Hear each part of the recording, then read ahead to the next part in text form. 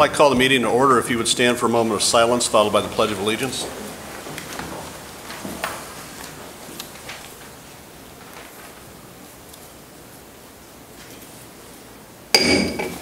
Pledge allegiance to the flag of the United States of America and to the republic for which it stands, one nation, under God, indivisible, with liberty and justice for all.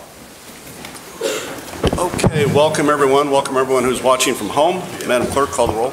Trustee DeVore? Present. Trustee Gett? Present. Trustee Kazam?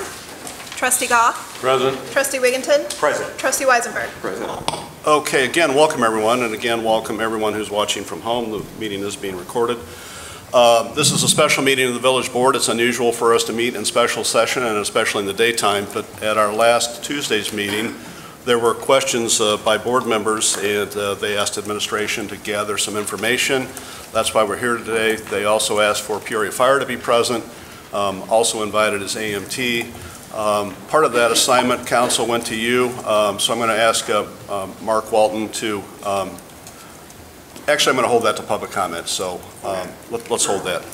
So before we get into the business, we would be open for comments from the audience. If you would like to address the board, please come forward to the podium, give your name and address, and try and keep your remarks under 5 minutes. And please try and speak into the microphone too so everyone at home can hear you. Hi, Becky. Welcome. Come on up.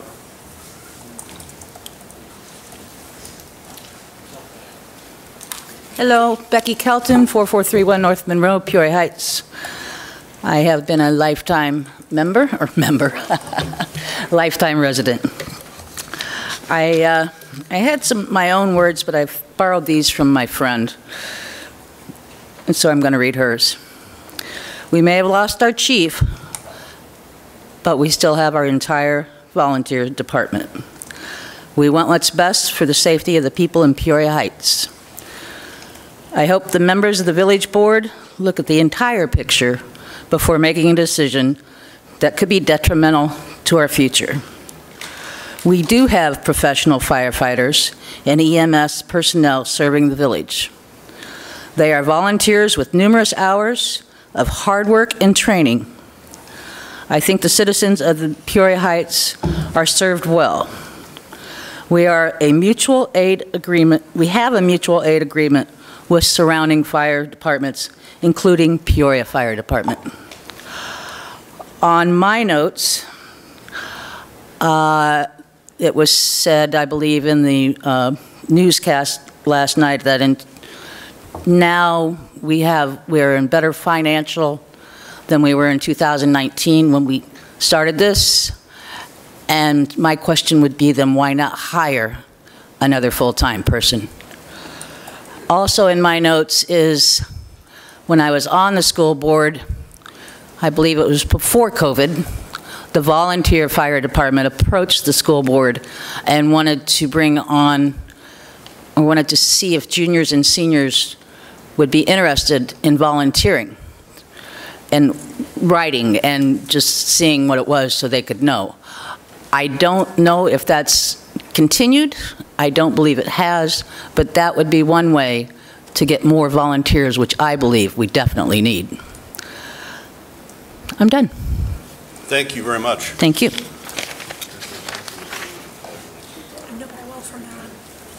Anyone? Who's next? Norm? Chief?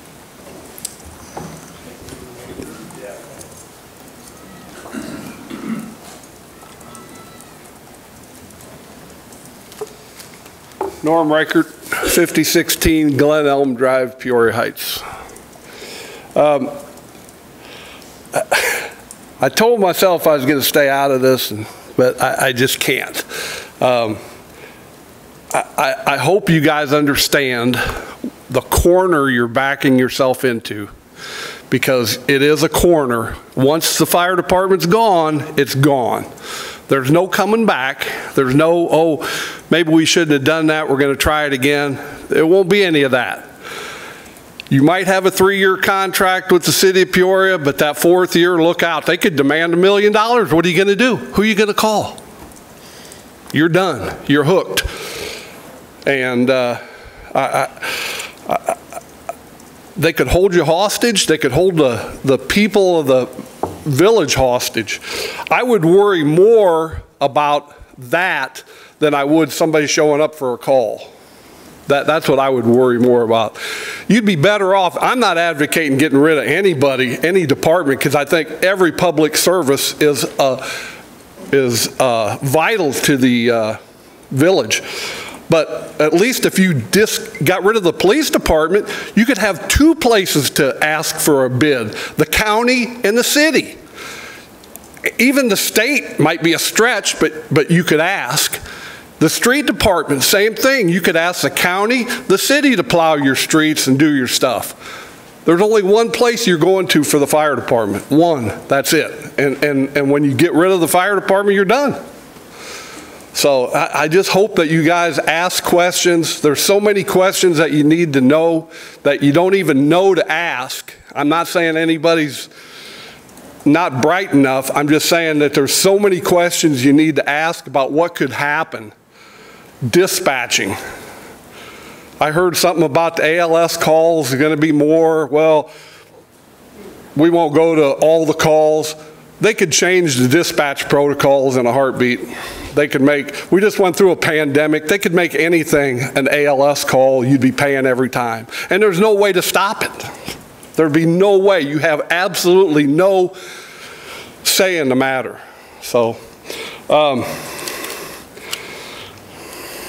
nothing, I don't see anything's changed, but the chief quit. That's about the only thing I see changed. I don't know why you just wouldn't hire another chief and be done with it. There's legislation currently in play that I don't think they've passed it yet, but it's supposed to help retain and get volunteers by giving them a tax credit on their income tax. I know that's on there. I've read about it. And finally, I guess this is such an important decision. I would really hope that at the very least you guys would put this on the ballot and let the people of the Heights decide. If that's what they want, that's fine. But, you know, to have just a small group of people making such a huge decision that's going to impact the village for the rest of its existence. We just went through 100 years. 100 years. The village has benefited from 100 years of volunteer service, never had a problem. And now the first hiccup or whatever, you guys want to just turn it away, and that's all I got to say. Thanks.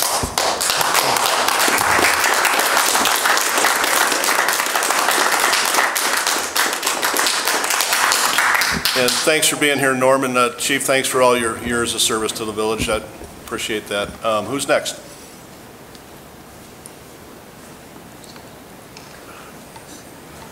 Public comments still open.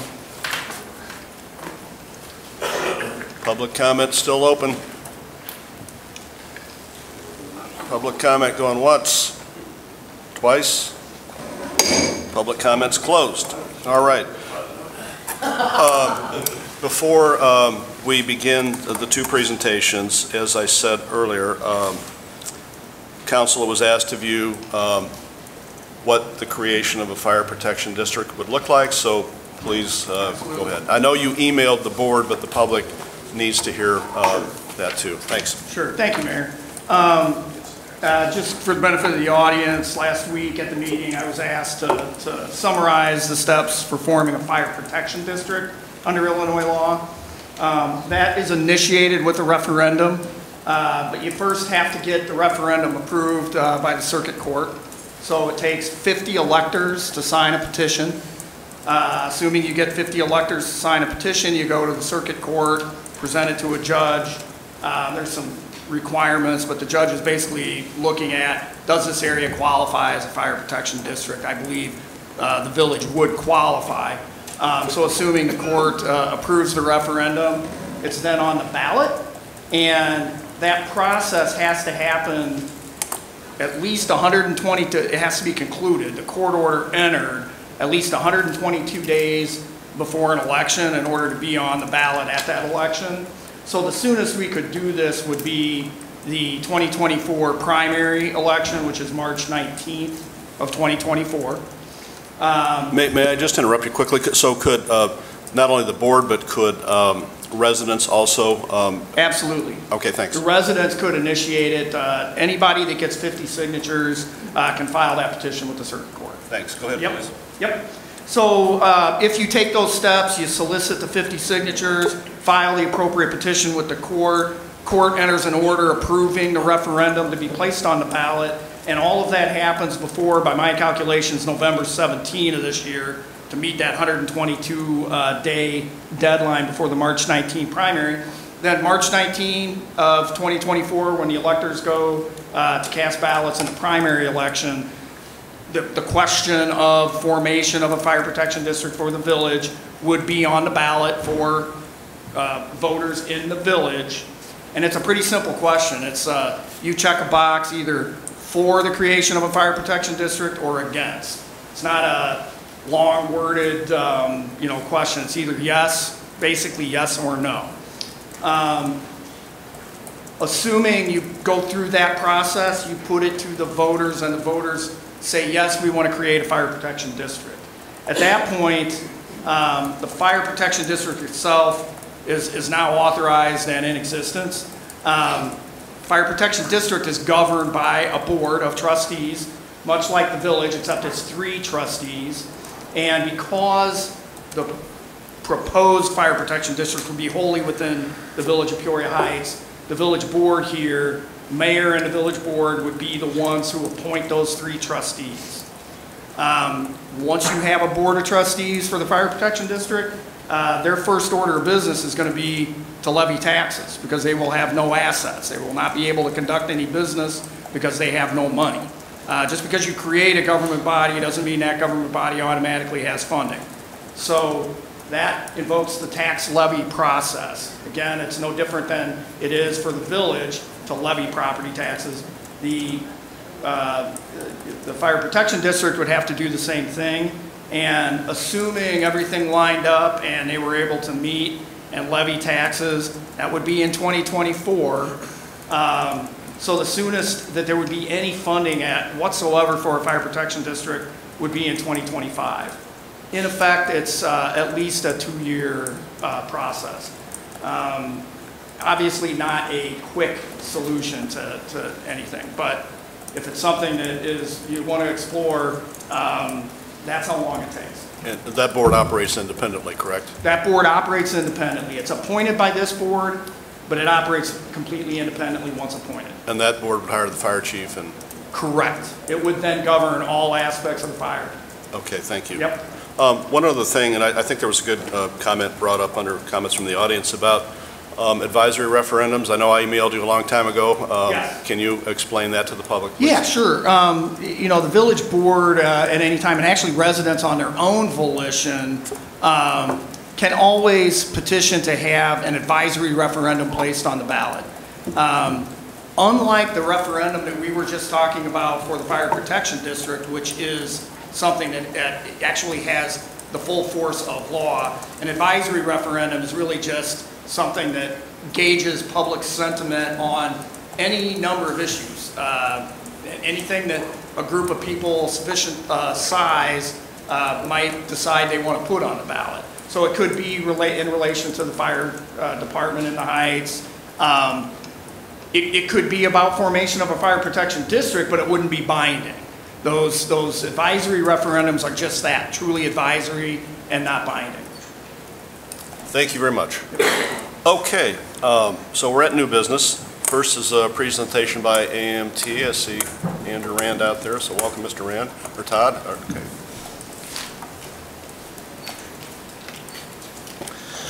Thank you, Mayor Phelan, Chief Sutton, and trustees. Todd Baker, Vice President with Advanced Medical Transport.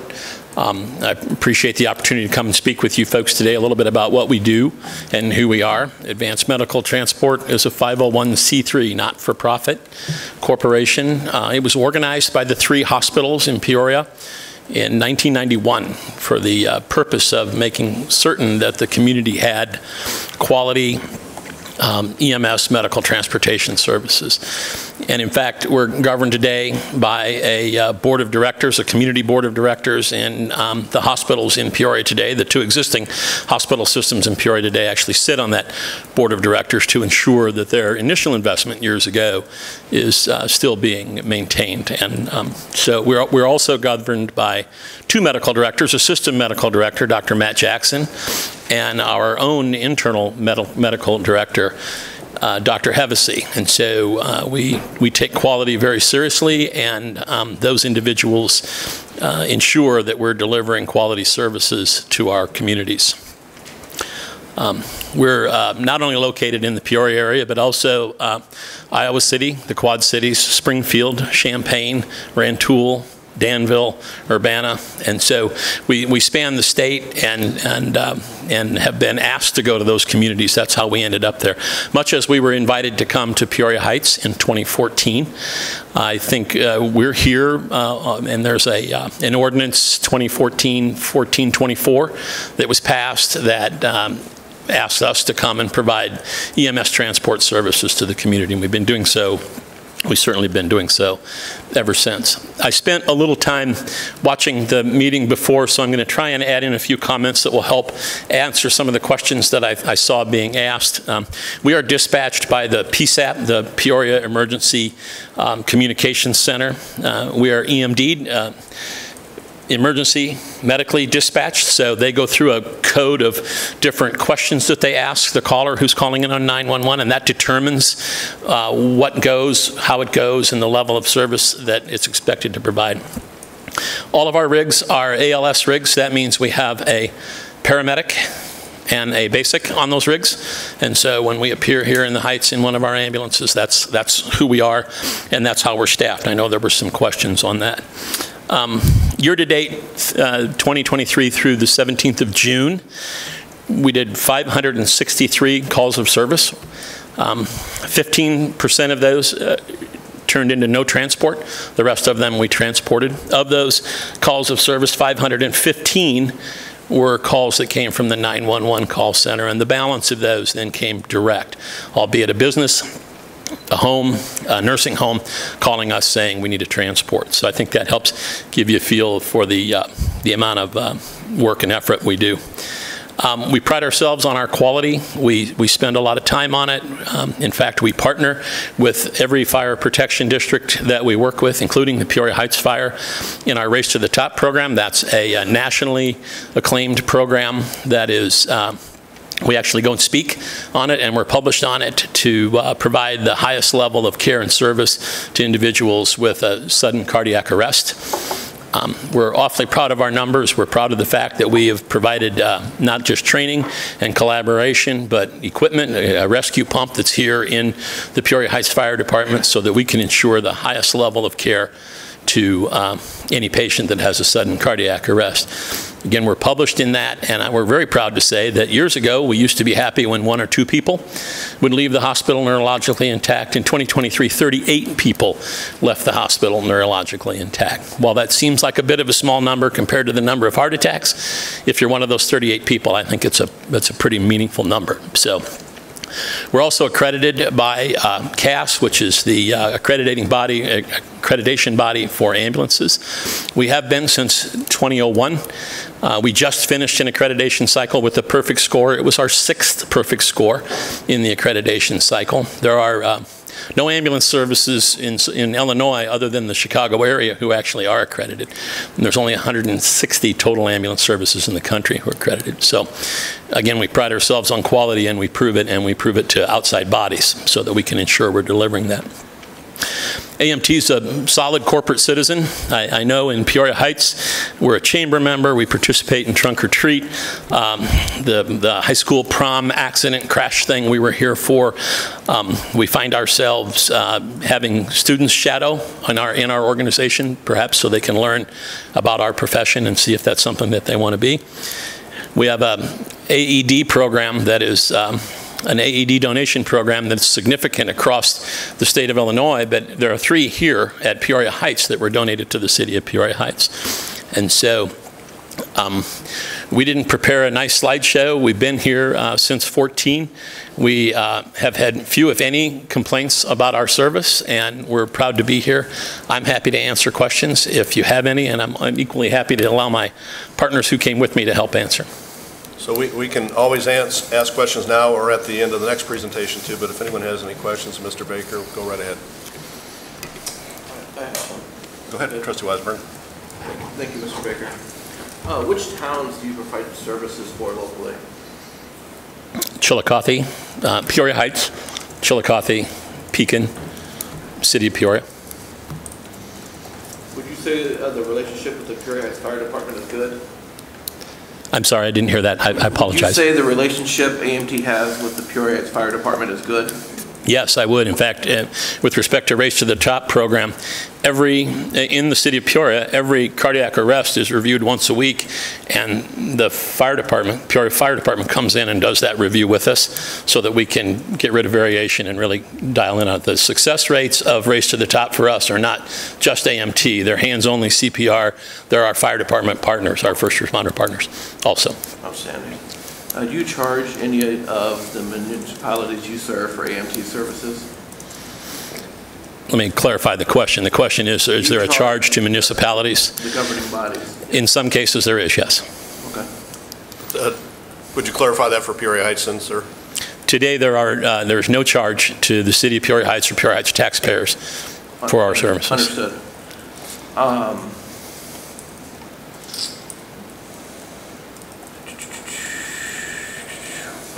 Which municipalities do you charge for services locally? I don't.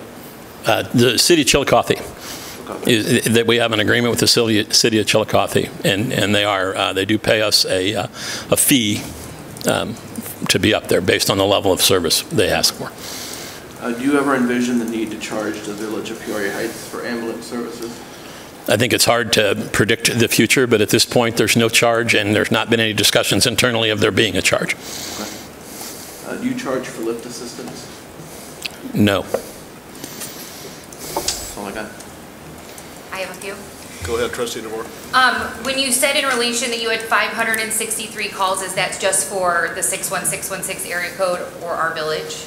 The village of Peoria Heights. Okay. Yes. Do you happen to know what your average current response time is? Average priority 1 response time? Yeah. Is right at 8 minutes. Do you know what the national average is? The national average? Yeah. Or what's the requirement nationally for that? I'm not aware of a national requirement Okay. for my response time. Okay.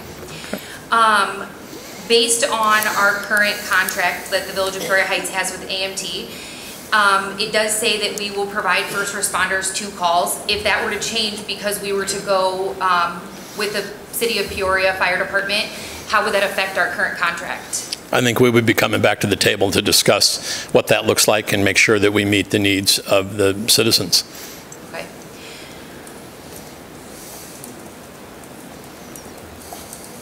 If we were to contract with the City of Peoria for fire coverage and AMT needs a lift assist, because we have said with our contract with Peoria Fire that they would only respond on an ALS call, who would be billed for that service? For the lift assist, ma'am? Yeah.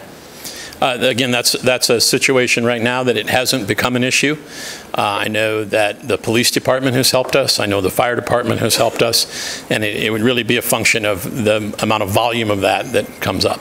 Great, thank you. Could I have one follow-up question? Yes, go ahead.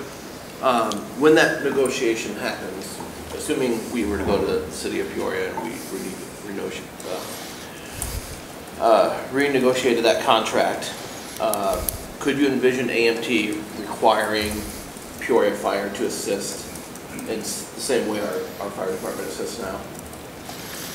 Well, respectfully, Peoria Fire, or we wouldn't be part of that negotiation with Peoria Fire. No, so, I understand that. yeah. And the current AMT contract, it specifies that police and fire respond to AMT calls in the village of Peoria Heights. If we were to get rid of our fire department, that would leave only the police department and AMT responding to EMS calls. Right. Would AMT obviously you can't tell the future or what that contract will look like, but would AMT require whoever's providing our fire service to respond as a first responder? We would not require Peoria Fire to respond. Thank you. Anyone else? Thank you, Mr. Baker. Thank Are you you. able to stay a little while in case Yeah, Thank we'll be you. here. Presentation by Peoria Fire. Welcome, sir. Welcome, Chief.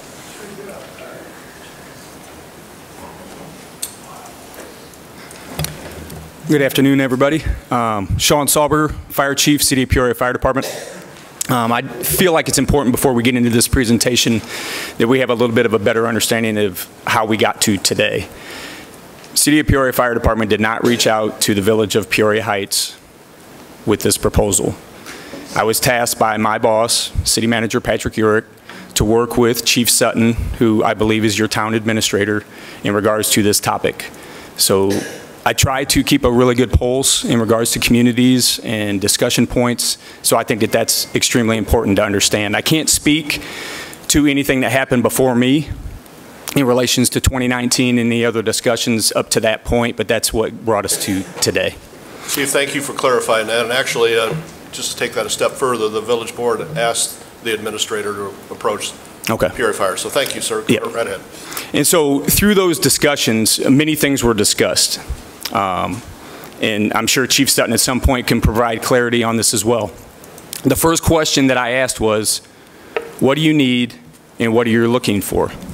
One of the questions that I asked, are you looking for the City of Peoria Fire Department to man your fire station? He said no. I asked him, are you looking for us to assign personnel strictly to respond into Peoria Heights? And he said he did not believe so. But this is where the discussion started. The village of Peoria Heights is surrounded by the city of Peoria. Everyone knows that. Anyone who's lived here understands that. I respect the village of Peoria Heights. I respect tradition and the nostalgia of the volunteer fire department. So that being said, as we get into this proposal, happy fingers. These discussions have started since 2019. I was not a part of those discussions. That information was provided to me by my boss, Patrick Urick, and that's what the platform that I was building off of that brought us to today. What I wanted to do in the discussions with Chief Sutton was be able to narrow the scope. And that doesn't mean that it has to remain in this space. It doesn't mean that further discussions couldn't ensue in regards to what the village, your administration, your trustees, or the residents themselves are asking of the city of Peoria, potentially. So I don't want this to feel like this is an end-all, be-all. Discussions still could ensue. Everybody obviously knows Peoria Heights is volunteer-based. I thought it was important as I was presenting this to Chief Sutton.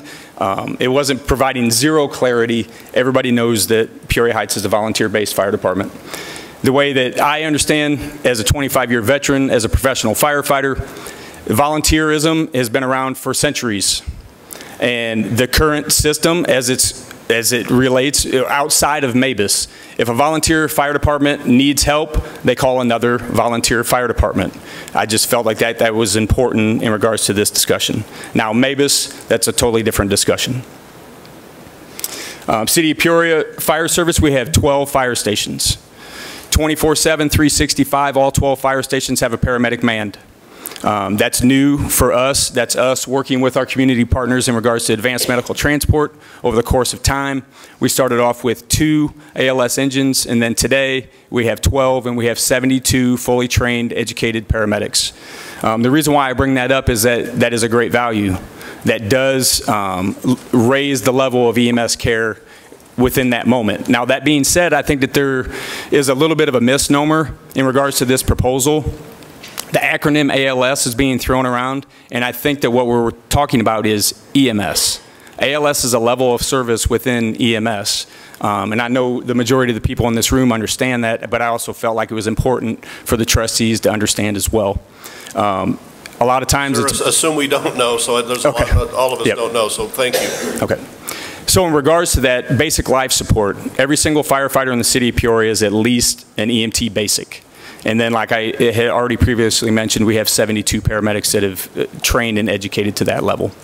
The fire stations that we feel like potentially could have a positive impact in regards to the village of Peoria Heights and its residents is Station 10, which most people have recognized that on Wisconsin. Station 12, which is on the lower half, which would respond off of Adams Street. Station 11, the reason why I put that in there, that's the fire station on Florence, but that's where the battalion chief would be responding from, and that's Battalion 3. Station 16, and the reason why I put that in there as well is because that's Truck 14, that's our aerial truck, and it would be responding into Peoria Heights from that location. Station 15 and Station 16, both of those engines there could and would respond into the north and the northwest portion of Peoria Heights and the village. As mentioned, we have 12 ALS fire engines. We have 4 ladder trucks, 1 rescue squad, 2 battalion chiefs, 47 firefighters on shift every single day. We have a dive rescue team, a hazardous materials team, technical rescue, and we also have 2 arson investigators, which is new to our program as well, with 2 K9 units. Fire Station 11, as I mentioned, it houses currently 1 ALS engine and 1 ALS rescue squad. Fire Station 10 has an ALS engine. Fire Station 12 is also an ALS engine. Fire Station 16 has an ALS engine and a BLS truck. And Station 15 on Detweiler has 1 ALS engine. Knowing that the village of Peoria Heights has contracted their dispatch services to the city of Peoria, and I cannot give you the exact date as to when that started, we do constant analysis in regards to the city of Peoria and the other agencies that the ECC provides services for. And according to 2022 data, Peoria Heights Fire Department had 1,775 EMS calls, and I'm sorry, they had 1,775 calls, and out of those 1,775, 192 of those were labeled as fire incidents. Now, I will tell you this, and this after speaking with Director Blaney in regards to this data, the CAD system is extremely difficult to extract data from.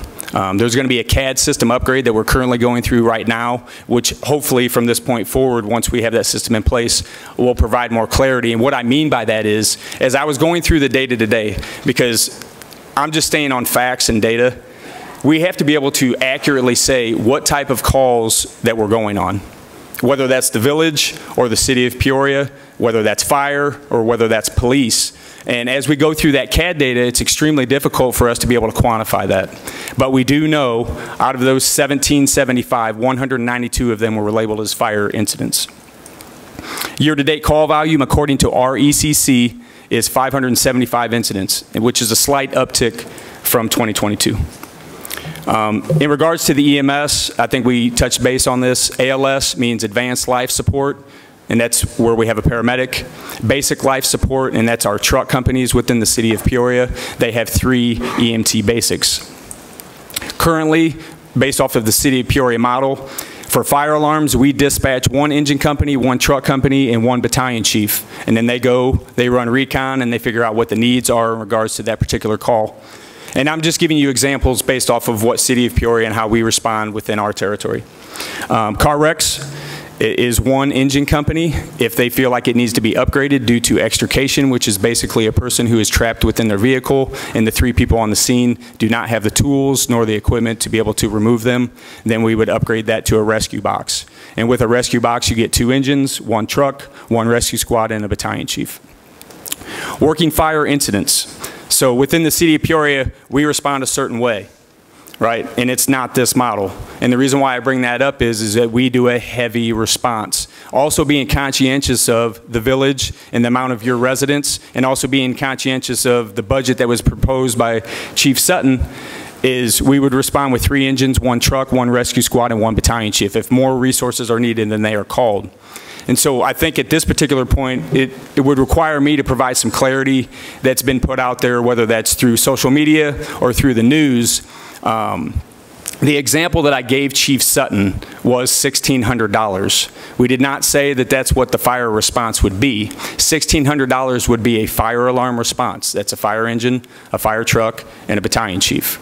So I think as I kind of started to absorb some of this information that was coming out via the media outlets, no one ever said that per call was $1,600. So I felt like that needed a little bit of clarity. Part of this financial package, and this was discussions that went back and forth between Chief Sutton and I. I gave him an original proposal about what it would potentially look like if we did man your fire station, and that was not within your budget.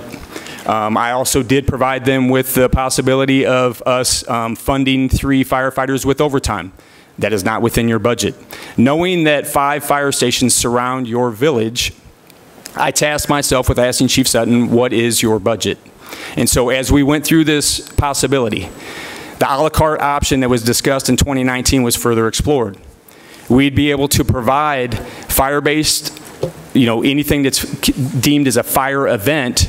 And so that number of 307, $307,000 was based off of 2022 stats. Obviously, everybody knows in the worlds of emergency services, it's purely unpredictable. That number could be larger, that number could be smaller, just based off of fire response. And so as I was talking with Chief Sutton through this process, if the village decided that they wanted to get into some level of discussion about EMS response in relation to the fire department, we were willing to sit down with them and go through the EMD cards, as mentioned by Mr. Baker, and define what level of service the village of Peoria Heights was willing and able to do. And the examples that I would give you would be a cardiac arrest, someone not breathing, chest pain, things of that nature that would be deemed as an ALS or a higher acuity call. That's your choice. If you did not want the City of Peoria Fire Department to respond to EMS calls at all, and then it be based off of the recon that's ran by your police department or AMT, that's an option as well. So we were just throwing it out there. We would love to have the ability to sit down and talk to Chief Sutton and the trustees and continue to answer questions if we feel like there's any. And so in relation to, I kind of jumped the gun, I apologize, in regards to the 1,600, that was just an example of a 1 engine, 1 truck, and 1 battalion chief response. This proposal, I think everyone has had it in hand. This is just a basic overview in regards to the financial package as it potentially could impact the village of Peoria Heights. You guys also, I do not know what your level of investment in regards to equipment, gear, apparatus, I do not know what you guys have. As I was talking about it with Chief Sutton, I'm sure that you've made substantial investments. If you so choose, I feel like there's some level of fair market value in regards to your equipment and your apparatus. I think it's important for us to understand here. This is not the City of Peoria trying to push their way into the village of Peoria Heights. I know I already mentioned that. But from a professional standpoint, I think it is worth mentioning that it's hard to compare professional fire service to volunteer fire service. It's okay to say that. Volunteerism has existed for a very long time. Fire service in its own right was based off of volunteerism.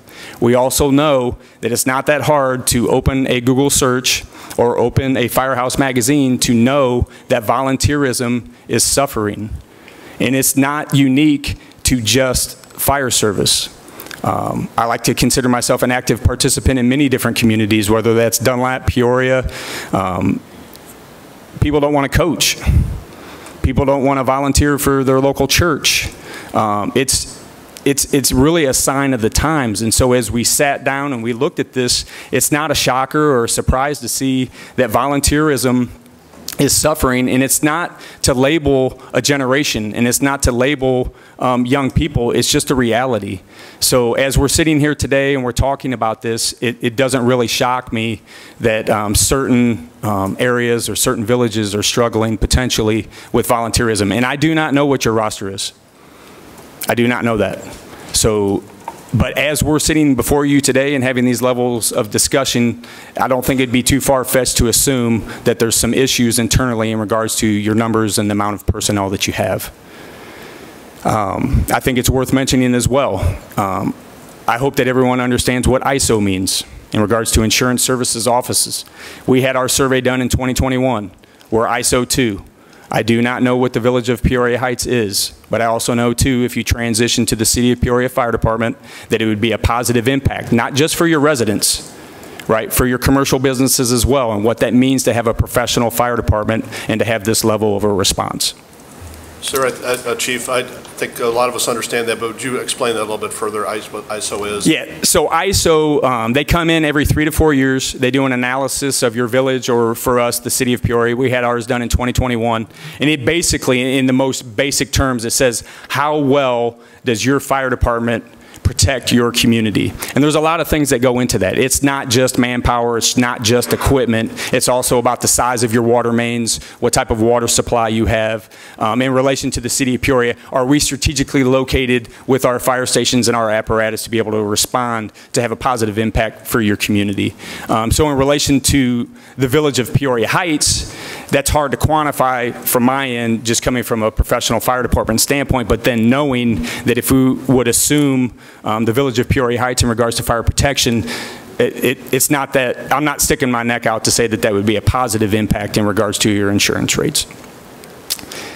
That's the conclusion portion of this. Obviously, I'm sure that there's going to be a fair amount of questions, and I'd love to be able to answer them if at all possible. Thank you, Chief, and thank you for being here. So who would like to start? I'll go.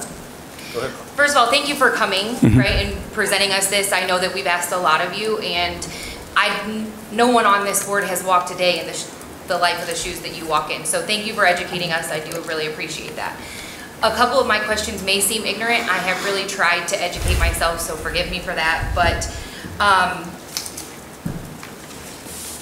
is there an amount of times, like how many times, or a length of time in which the Peoria Heights Fire Department can utilize our MABIS system and have Peoria Fire Department as mutual aid before it would like trigger an issue or some kind of negotiation? I think we're there. Okay. The unfortunate aspect of this is as I'm getting schooled, I've only been up in management since 2019. MABIS didn't mean as much to me before that time. I rode out on Engine 4 for a good portion of my career, so to be able to answer that accurately is that the jurisdiction that's asking for resources has to have some level of sustainability. And so as we're not getting called, or we have a request call 8 to 12 minutes into an incident, knowing that we border your jurisdiction, that's hard to quantify. So one, you're putting professional firefighters that you're asking for services on the back burner. I can't answer as to why. Only internally can you answer that. We all review our MABIS cards. There is no unlimited requests. There is no time associated. But from a professional firefighter standpoint, I think it bears stating you're putting professional firefighters at risk, one, by calling us last, or two, not having proper resources internally, and I can't speak to that for the Village of Peoria Heights. But if that is the case, you're really putting us at a disadvantage. I hope that answered that accurately. Do you know how many times we have utilized the City of Peoria in 2022 by like pulling the MABIS system? No, but I can run those numbers with Director Blaney. Okay. If we were to accept this model and we were to go to negotiations, how would calls for Peoria Heights be prioritized? That we would respond into the Village of Peoria Heights just like we do in the City of Peoria. So I know that there's been some discussion via media outlets. The Village of Peoria Heights would not be playing second fiddle. They would not be put on the back burner. If there's a fire in the City of Peoria and there's a fire in the Village of Peoria Heights, we respond to both with the same level of services that are being described. If we have a decline in resources or manpower available, we would handle it just like we do with the City of Peoria. We would hire firefighters back. Okay. Do you have what your average current response time is for house fire or for any kind of fire? Yeah, absolutely.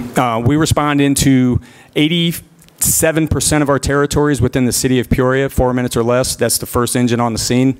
Total response time is just under 8 minutes, and that's full complement. That's 5 engines, 1 truck, 1 rescue squad, and 1 battalion chief.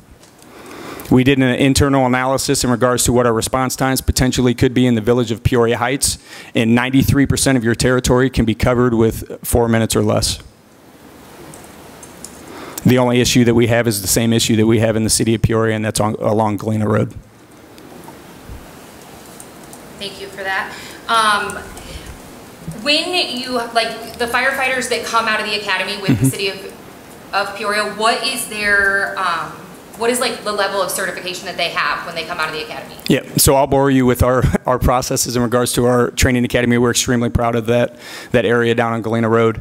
So when they graduate, they go through a 12-week process. We call it 16 weeks because then we bring them out onto shift. And so this is just internally as the city of Peoria. We bring them out onto shift for 10 shifts, and they job shadow the firefighter. So it's a 16-week training process. But during those 12 weeks, they're trained to basic firefighter, advanced firefighter, EMT basic if they need it. If they already have it, then we transition them into VMO, VMT, and hazmat. So it's really kind of a hybrid approach depending on the level of education and training that the firefighter already has. Okay, I'm sorry, can you repeat that? It was basic firefighter, EMT basic. Yep, advanced. So it goes basic firefighter is the initial training, and then advanced firefighter, EMT basic, VMO. If the individual already has VMO, then we try to search to see if there's a VMT class available, which is vehicle machinery operator. So as we talk about extrications, that's basically cutting up cars. I'm not trying to dumb this down and make people feel like they don't know what we're talking about, but VMT is basically taking VMO to a whole nother level in regards to heavy rescue. Okay, and all of those certifications happen inside those 16 weeks? Yes. Okay. I believe that's all of my questions. Thank you very much. Yep. Mayor, if I may. Go ahead. Thank you. Chief, thank you for coming out. Absent Rita Ali coming herself, I appreciate you coming and answering our questions. Thanks for having today. So I had just a couple of questions. Currently, your interaction with the Peoria Heights Volunteer Fire Department, would you say it's a good relationship? I'm trying to be respectful. I'm not saying that there's really much of a relationship. Okay. But you all do on like a mutual aid call, on a MAVIS call? Yes. In relation to a call, I was meaning more at a leadership administrative perspective, but on a call, if we're called for resources, it pretty much goes without a hitch. We've had some isolated occurrences in regards to, I don't know how to quantify this other than basically like a turf war, and it's not coming from us. There's some complexities in regards to response into the village, right? And our best example is War Drive and Prospect. This is our call, this is your call. To be honest with you, Peoria Fire Department does not care. Like, we respond. If we're dispatched, we respond. We don't get into, hey, that's your call, this is our call, but we've sensed and felt a little bit of that along the ways. We deal with that, and we try not to internalize that. Hopefully that answers your question. Okay. But if you were dispatched, you're fighting the fires alongside Peoria Heights Volunteer Fire. 100% correct. One question that I had was, you mentioned you'll have a heavy response, I think it was your word, and that included 3 engines, a battalion chief, and a rescue squad. And a truck, correct. And a truck, okay. And at that point, they run recon to determine if more is needed. Correct. Now, with this heavy response, if they arrive, they can begin starting the fire immediately? 100%. So we secure water sources. We figure out, where the fire is at in regards to basement, first floor, second floor. Basically, what is it that we're actually dealing with? Do we have rescue? That usually determines whether or not we need more resources. If the house is fully involved, if it's an interior attack or a defensive attack, which is basically fighting it from the outside. A lot of those questions are answered within the first 5 minutes. And with a heavy response, I know the equipment that's going out, but just for a novice like myself, how many firefighters is a truck, 3 engines, a rescue squad, and a battalion chief? So with 5 apparatus responding and 3 firefighters on each apparatus, that's 15, and then having your battalion chief makes it 16. To every working incident. So if it just comes in as smoke in the area or smoke in the building, we would go with the standard response of 1 engine, 1 truck, and a battalion chief. If they run recon and they figure out, hey, this is a working fire, then they call for a full box, which would give you the additional resources. So even a standard response, 1 engine, 1 truck, and the battalion chief is 7? Is 7, correct. Yep.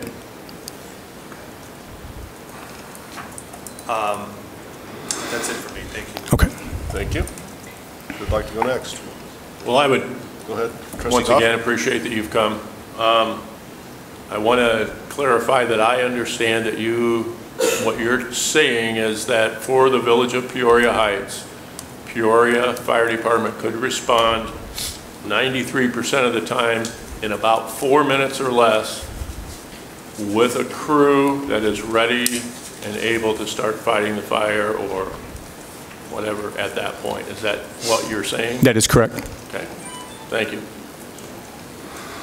Thanks, Mayor. I'll echo the comments of Trustee DeVore. Thanks for coming out today and educating us on some of these topics. I have a few questions that I hope you can answer. Some of these will be general industry questions, and a bit more will be focused on Peoria Fire. Are the majority of fire departments in the U.S. volunteer or paid? Volunteer. The volunteer departments in Central Illinois, are most of them strictly volunteer or hybrid model? I believe strictly volunteer, coming from my professional standpoint. Are most communities in Illinois are most communities in Illinois MABUS response members? Yes. Is it commonplace for smaller departments and communities using the MABUS resources for structure fires? Yes. What does it cost every time a crew leaves a Peoria fire station? That's a great question. I'm sure I could run that analysis. I don't have that number off the top of my head.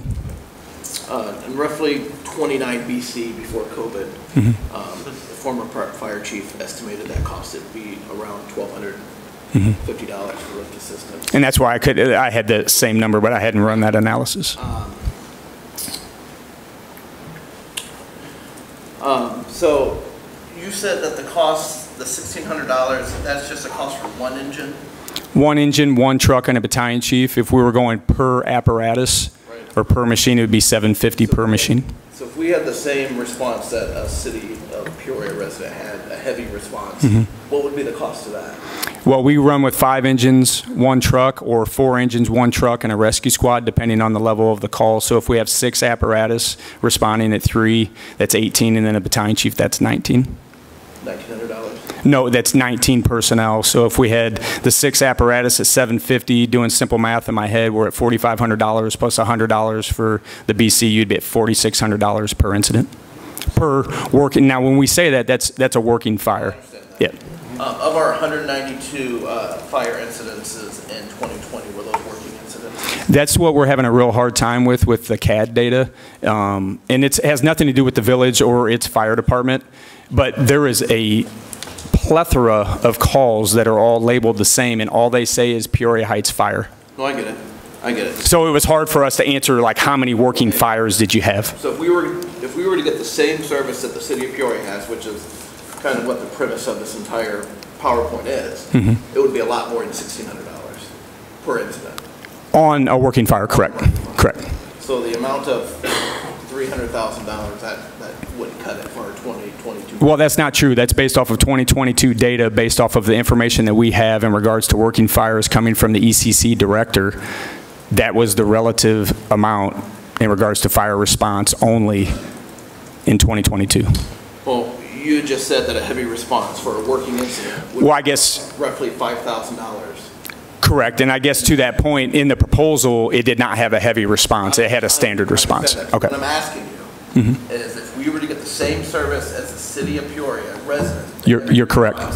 Per working incidents, 5,000 times 192 incidences is $960,000. You didn't have 192 house fires in the village of Peoria Heights? Did we have 192 working fire incidences in 2022? You did not have 192. Anything that's labeled as a fire, we're talking about food on the stove, we're talking about a brush fire, a car fire. I don't know what that number is, so we would have an accurate idea on what we would actually see. I can break down the fire incidents to 192 and provide that to you. Thank you.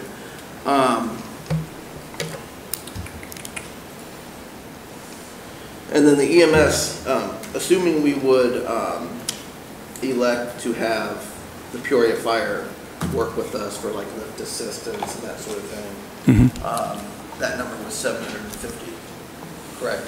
Yeah, per apparatus. Peoria Fire is on record saying that the cost of lift assistance is $1,250 every time one of your trucks leave the station. I did not say that. Well, Peoria Fire, not necessarily you. And those were in 2021 dollars, according to this Journal Star article and this WCBU.org article. So I don't know if you can answer this. I guess my question is if the citizens of Peoria, it costs them $1,250 every time you guys leave the station, but you're only charging us $750. Either is the city of Peoria subsidizing that cost? Was the Peoria taxpayer subsidizing the cost for you to roll a truck to us for $750? The true cost is $1,250.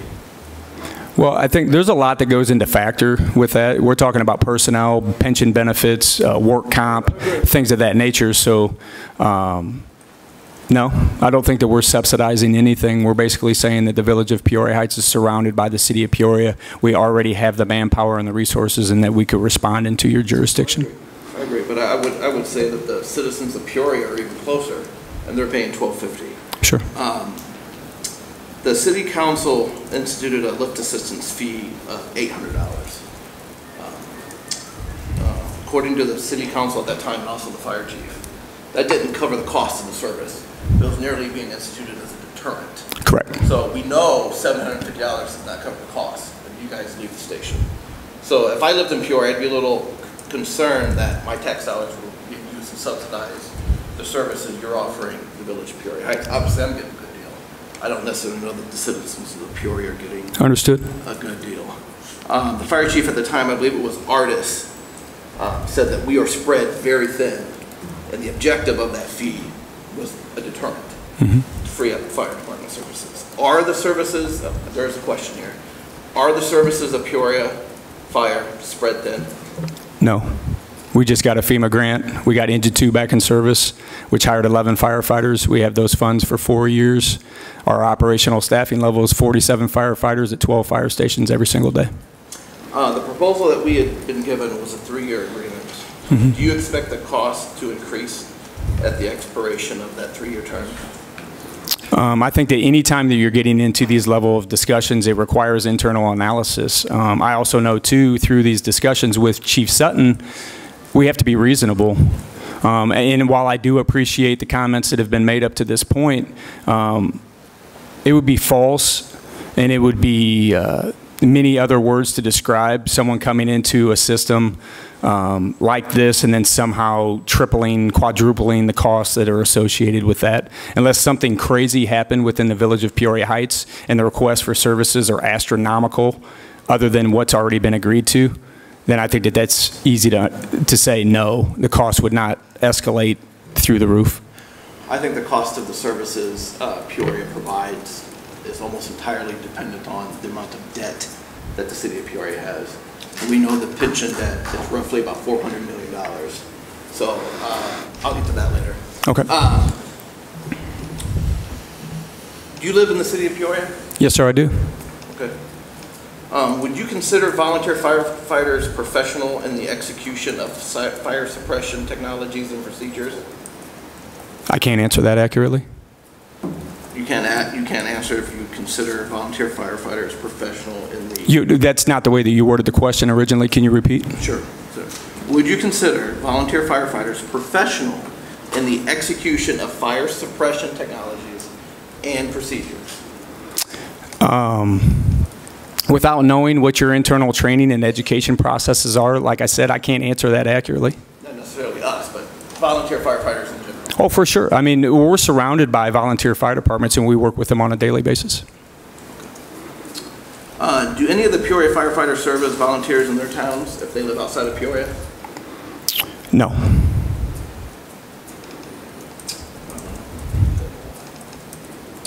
I do have some other general discussions, but they aren't necessary questions.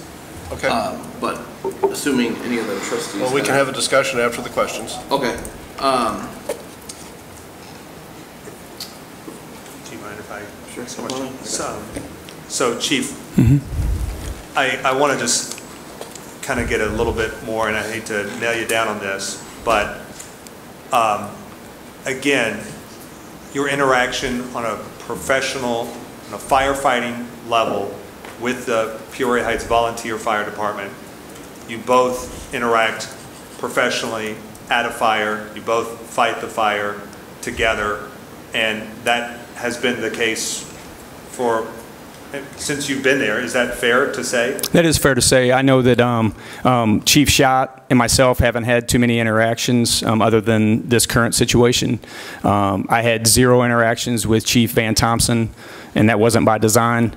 I did have a good working relationship with Chief Walters, but that obviously seemed very natural as he was a retired Peoria firefighter.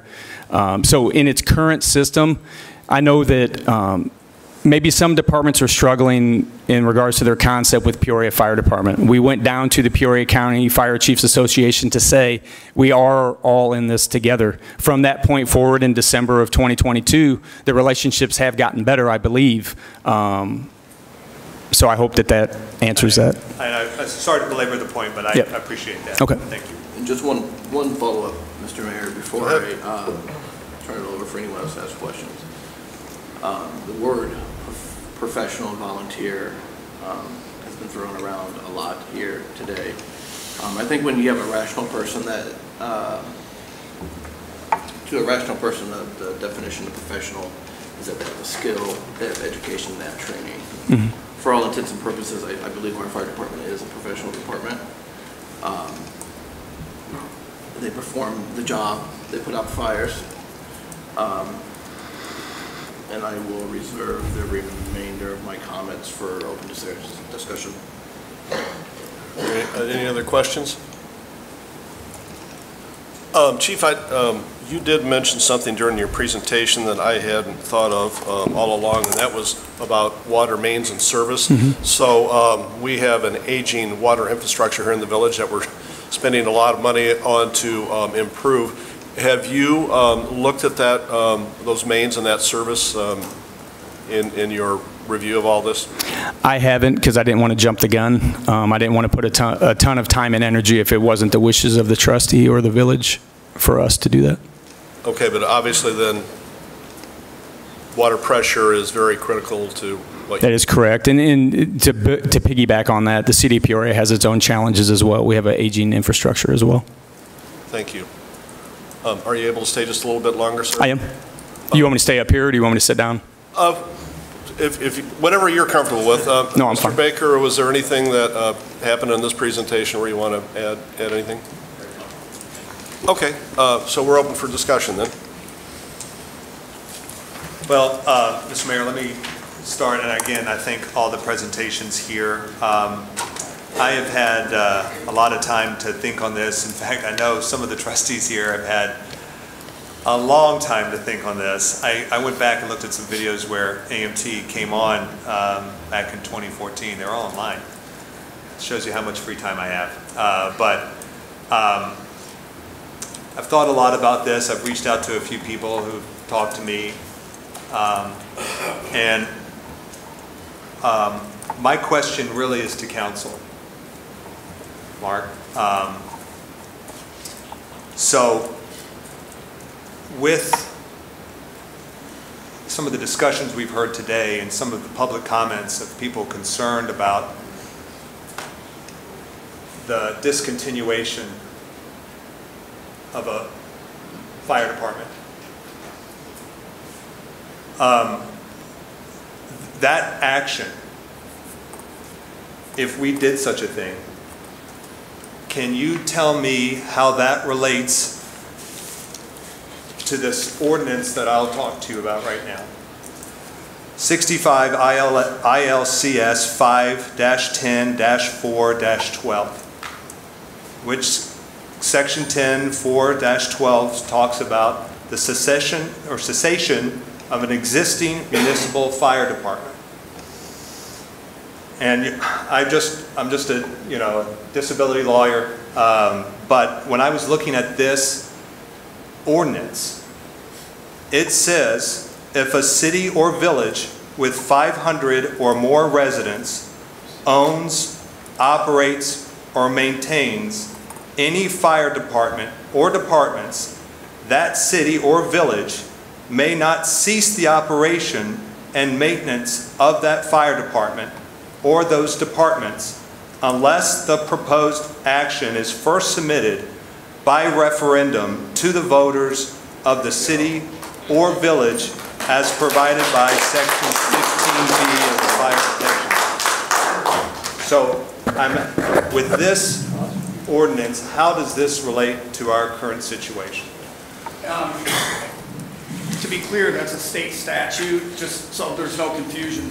That you were reading from is a state statute, not a local ordinance. That's not something that the village passed. That's a state of Illinois statute. You refer to it as an ordinance. I'm sorry. They commonly mean the same thing. Just a disability lawyer here. Sorry. No. Just to avoid any confusion, that would be a state statute. And the answer to that question, and it's very difficult to answer because there's no precedent whatsoever that I've been able to find. But the answer to the question lies in what does it mean to cease operation of the fire department. And I wish I could answer that. It's something that if I'm asked to look into, I would have to spend some time researching and evaluating that. I can't do that on the spot. Well, and that goes to really my question today, is how does, and I kept asking the chief, how their interactions are with the Peoria Heights Volunteer Fire Department. And it's a professional, they can fight the fires together. And so I will come out and say straight up, as the chairman of the Public Safety Committee, that I am not for the discontinuation of the volunteer fire department. I am concerned with public safety. And I think when we talk about a hybrid model, when we talk about models that can get us 4-minute response times, if our volunteers can work in conjunction with the Peoria Heights, it's for all of our discussions we've heard, it's either this or that. It's either you do this and you can't do that. Well, I think we can do both. I think that we can continue the service, the professional service that we get from our volunteers, but also seek the assistance of the professional firefighters in Peoria as well. So and frankly, I don't see another way legally to do it. And again, I'm just a disability lawyer, but as I read that ordinance, I just don't see how we can do it any other way. Thanks, Mayor. This is going to be a bit long-winded, but I know we've spoken about our deficiencies and the trouble with volunteerism. And as a millennial, the boomers obviously showed up a lot more than we do. So I will take that blame with my generation. But Mr. Mayor, again, I want to express without any reservation my unwavering belief that our firefighters are professionals, regardless of whether or not they receive a salary for the invaluable work they carry out. The village of Peoria Heights is fortunate to have a dedicated and skilled fire department, despite suggestions to the contrary. The question that stands before us is whether we will continue to provide our fire department the necessary resources to excel, or if we will relinquish our responsibilities for the well-being of our citizens to an unelected governing body. We must consider the task at hand and its implications. It is true that volunteerism is a challenge faced by the entire nation, and we must find ways to reposition our fire department for success in the current environment rather than relying on outdated approaches. While we do have our own set of challenges, Mayor, they pale in comparison to the issues faced by Peoria. The pension debt in Peoria, for instance, among other things, has spiraled out of control, exceeding $171.8 million in 2019 numbers, according to IllinoisPolicy.org. This substantial number is solely related to fire pensions and does not include police pensions or other public employee pensions, which I believe stand roughly shy of $400 million in debt, in dollars. It is evident that addressing these massive debts will necessitate either higher taxes or significant cuts in essential services. We must carefully consider whether we want to shoulder that burden of these debts and share in the costs of Peoria's financial liabilities, because those costs do associate the cost that we will bear to use those services. In 2022, just a short time ago, in an IllinoisPolicy.org article, Peoria leaders said they were in survival mode. This is a cold issued truth. Less than a year ago, Chief Solberg was on record talking about the need for safer grants to alleviate the stress on their firefighters. The firefighter union president, Ryan Brady, says response times are still not where they should be. He was quoted as saying, "It's kind of like playing scratch-off lotto tickets, scratching them off and hoping to win. But one of these days we're not going to win. We're going to come up short," said Local 50 union president Ryan Brady. Brady says the city is still struggling with fewer firefighters. We know that feeling. That's why I don't want you to see our roster. With the same amount of calls. Things really haven't slowed down, Brady said. We have challenges, Mayor, but they aren't as serious as the issues facing the city of Peoria. You don't have to be Einstein's cousin to start connecting the dots between unsustainable debt, high taxes, high crime, cuts to core government services, reduced response times, and the effect that will have on the cost and reliability of the services in Peoria. Yes, Mayor, we have challenges, but I'd rather have ours. If we choose to have the city of Peoria manage our public safety, and this is at no fault of the fire department, we most certainly will be burdened with a portion of the debt without any representation in that city government. Let us not be deceived. The term fee is merely a code word for tax. Make no mistake, I am firmly against being taxed by the city of Peoria without representation in the city of Peoria. My preference for this village board overseeing public safety stems from a desire to prioritize core functions and responsibilities entrusted to this governing body by the citizens of our community. This village board should not abdicate its responsibility to public safety to an external entity. Our constituents elected us, the six of this board, with the expectation we would diligently address the challenges faced by our community, including public safety concerns. And I thank you for letting me rant, but I just needed to get all that out. Thank you.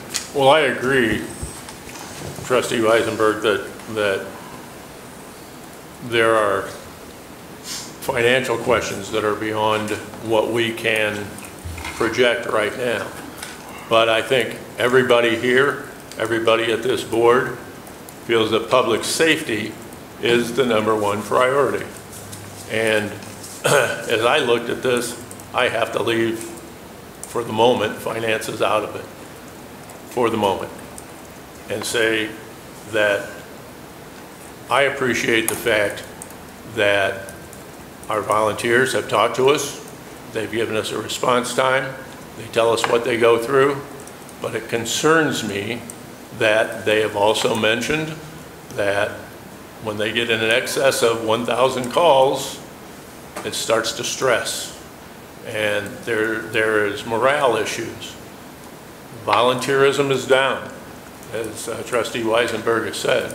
And I look at the numbers on our Department of Responders, and the number of responders has been falling over the past year and a half. And this is concerning to me, and it should be concerning to all of us. I don't know that there's anything that can be done about it. We can't go out and force people to volunteer. I like the idea that I know that our volunteer department has pressed the issue over the past few years to try to bring in volunteers, to try to get people to come. And our volunteers, number of responders has gone down. And I'm concerned that we're in a situation where seconds count. If there's a house fire, seconds count. And I see Peoria telling me that they can be here in 4 minutes. And that appeals to me. Once again, I want to remind everyone I'm leaving the financial end of this out. The questions that Trustee Weisenberg brought up, that appeals to me. The idea that our citizens can be protected at that level. This is a very tough question. There's a lot being asked of us to try to decide. That being said, new information to me is this state statute that was brought up. I don't know. I think that comes as a bit of a surprise. So we're having this discussion now. We're getting some information. I think that's very important. I appreciate the folks who've showed up to help us to bring this information to us, but I still think we need more information. In the end, what is the bearing of this statute on the decision that we have to make? You know, and I think that is going to require more clarification than anything we've heard yet today. I'm going to leave it right there for right now, but I'll have other things to say. Thank you, sir. Excuse me, I agree with Trustee Goff. The revelation that Trustee Wigington gave us about that state statute, that's news to me today. And I kind of like the fact that it kind of backs up our volunteer fire department, because everybody I deal with and talk to, they want Peoria Heights Volunteer Fire Department to stay, and if they have to increase their property taxes, they don't have a problem with it, which kind of shocked, but I don't have a problem with it either. So, like I say, everybody I talk to wants to keep it Peoria Heights Volunteer Fire Department. If we have to, I don't know what the all ins and outs really of a fire protection district, but if that's what we have to do in order to keep it Peoria Heights, I say, well, let's get going. But first of all, we do need to hire a chief. We need to get on that and get a chief to replace the one who stepped down. But that's all I have to say. I'm sorry, Brandon. Another comment that I'd like to make is about the ISO. I find that's I looked into it a little bit, looked into what the definition of it was, and it was certainly adequately explained to us. And I don't know either what the ISO of Peoria Heights is, what our rating is. And, you know, once again, as was pointed out, it's not a specific number that's pointed directly at the members of our volunteer fire department. I will ask, does anyone know, do you guys know what our ISO is? Can you please share that with me? ISO rated 4. We're rated 4. Okay, thank you, sir. So that was also something that struck me in my studies, in looking this over. I think, once again, I'm stuck on public safety. I really am. That's what's primary to me.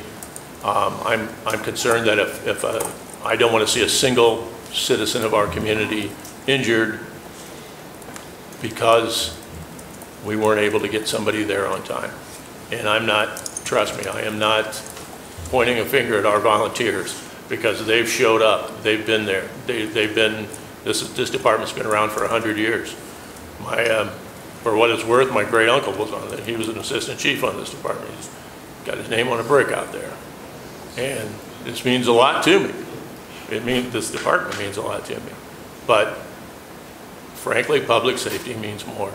And if we can come up with a hybrid, a model, I mean, honestly, to be honest, walking in here, I was leaning toward the city of Peoria, and I appreciate some of the comments that were made, because I don't want to get backed into a corner. And I know that Norm made that comment, and that's been a sticky thing for me. But I want our citizens to be safe, and that's why I'm here. That's what I'm gonna go for. I'm gonna try not to let an emotional response direct me. I'm gonna try to look at this logically, But I think before we proceed much further, we need an answer to what Trustee Wigginton brought up as far as this statute and how we are going to move forward from there. Trustee Goff, I appreciate that. I think what Chief Reichert had said also, when we have this hybrid model that I'm referring to as a hybrid model, where we have essentially two departments responding to our fires, where we have our existing Peoria Heights Volunteer Fire Department, but we also get the ISO of 2 as well as the 4-minute You won't get it. We won't get that? No. If on my model, the hybrid model? Well, you gotta redo it. It's gotta be redone again. They just don't bring it into the. Sure. Because they don't bring it in. It's gotta be redone. I appreciate that, Chief. So I think, though, with 2 responding fire departments, rather than, and I appreciated your question, Trustee DeVore, on where does the line fall on the MABUS when we pull that. I didn't like the response, but I understand the response, that we're pushing the limit. When I asked our volunteers about getting stressed, that was a concern of mine too. But what Chief Reichert said is once it's gone, it's gone. I agree. And it's gone. And getting pigeonholed or getting backed into a corner could be a reality. So with this existing statute, as I stated, I think the only legal solution is to have the Peoria Fire Department working in conjunction with the Peoria Heights Volunteer Fire Department, rather than going all in on one or all in on another. This would get us dual coverage. It would be expensive. It's going to be a little bit more money, but it gets us dual coverage. It keeps our contract with AMT, so we don't have any issues there. And it also is legal. I have some questions that I feel like are still left out there, but kind of because of what you said, Trustee Wigginton,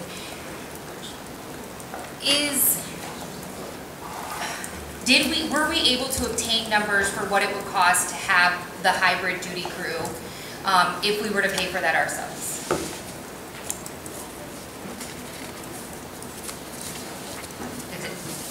I know we requested at our last meeting. I don't know if we have. Well, I hope the Chairman of Public Safety can answer that. Well, thank you, Mr. Mayor. I did forward those questions along to administration. Chief, were you able to get those? First of all, it was copied on the email. You didn't forward them to me, but I did do a little bit of my own homework. And it depends on what model you're referring to, and there are a few out there. Since I've got the mic, I'll make a couple comments myself. I want to remind the board, first of all, this is the 3rd time that I've been through this topic, as you know. And how we got here today, one was complaint driven, as we know. The next step was the chief's resignation. I informed you on these issues, if you remember, and you asked me to get the information. That's why we're here today. Also, as far as the hybrid model, if you remember in 2019, that's what they asked for. The volunteer fire department asked for a hybrid model with 1 paid personnel. You gave them 2. You gave them 2 paid personnel. And here we sit again in the same boat. So as I'm not opposed to anything, because one, it's not my job, it's your job to come up with a solution and vote and do what's best for Peoria Heights, because this is a huge public safety issue. Now, what does that hybrid model look like? I'm not sure. The one we just tried obviously did not work. And we didn't hear that just from me or you, it came from them. It came from the outgoing chief. So I think I've heard a lot of dialogue here today. You've tasked me with a lot of hours of conversations, phone calls, and I do appreciate AMT and Peoria Fire for all their time. I really do. But as you know, I wear a lot of hats myself, and I think that it's the same information that I keep regenerating to you. But as far as the question on the hybrid model, I guess it depends on, we've talked about a lot of things. I mean, are you talking about in all, 7 to 10 part-time personnel, what that would cost? Are we talking about a full-time firefighter, one chief? A la carte, there's all kind of options. I did a little bit of homework myself. We don't even know what the starting what rate would be. We have an idea what the budget is. We have an idea, how we want to extend that out due to our past conversations, but we haven't really had much after that. So going back to your initial question, Trustee Wigington, you didn't ask me. I was just copied on it. I was waiting for some direction from you as well. But if you guys decided on something, I knew you were going to have a committee meeting to maybe answer some of these questions. Maybe that's the next step. But if you have an idea what that would look like, or what kind of price range you want to stay, between, we could probably come up with something. But I just threw some random numbers together just for my own sake. But I wouldn't say that that's concrete, or that would even work, or that's something they're even interested in. Okay. Well, so my hesitation along all of this was this actual citation to to our state legislation. And when we had a discussion on this very matter, I had brought in counsel to discuss this state statute, and we went through it. And I was as concerned about it then as I am now. So I don't think that moving forward with any other model other than keeping our existing volunteer fire department without a referendum can be possible. Well, I would agree 100%. We definitely need a legal opinion before we move forward and what our options are. You're right, that would be the first step. It doesn't mean we can't have other dialogue, like Trustee DeVore or Trustee Gett just mentioned, that we do not have a fire chief right now. And I guess would say that timing, this is a public safety issue, obviously, so timing is of the essence. We don't have till the end of July. I would say we have to have some kind of dialogue prior to that. That's my opinion. And the reason we're here today is because the board asked for options. So it's the duty of the administration to give you options. That could be a enhanced hybrid model. It could be a duty crew. It could be Peoria Fire. It could be a fire protection district. But we need some direction from the board of where you want to go with this. And Mr. Mayor, I have offered my suggestion. My suggestion is that we have, again, our volunteer fire department as it exists, volunteers, and then we enlist through contract the services of the Peoria the Peoria department as well. I think that hybrid and I'm not going to even try to use that term anymore because there's so many hybrids.